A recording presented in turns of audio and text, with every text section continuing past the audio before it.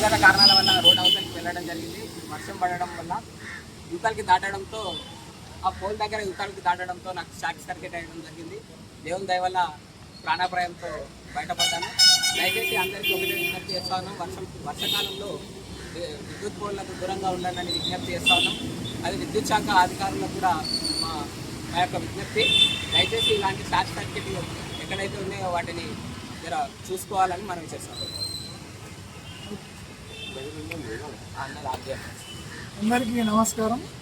ఇప్పుడు మనము Apollo pharmacy ముందల నవీన్ ఇక్కడనే పనిచేస్తాడు.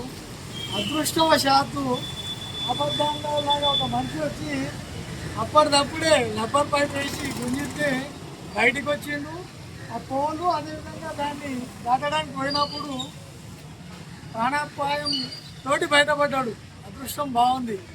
అందరికి ఒకటే సూచన, వర్షాకాలం ఉంది, ఐరన్ పోల్స్ దగ్గరికి వర్షం పడ్డప్పుడు వెళ్ళకండి, షార్ట్ సర్క్యూట్ అయ్యేసి ఉంటుంది.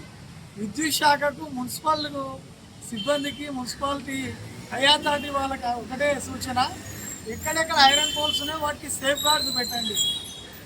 కరువుగా కరెంట్ ఎక్కడెక్కడ ఉన్నదో చెక్ చేయండి. పోల్స్ పిల్లలు దాటుతుంటారు, మహిళలు దాటుతుంటారు, విలేజ్ వాళ్ళు వచ్చినప్పుడు దాటుతుంటారు. కాబట్టి ప్రతి దగ్గర కూడా చెక్ చేయాలని చెప్పేసి, అదృష్టం బాగుండి నవీన్ బతికిపోయింది, లేకుంటే ఏ క్షణాన ఏమవుతుంది. కాబట్టి ప్రతి ఒక్కరు కూడా చాలా అప్రమత్తంగా ఉండాలి.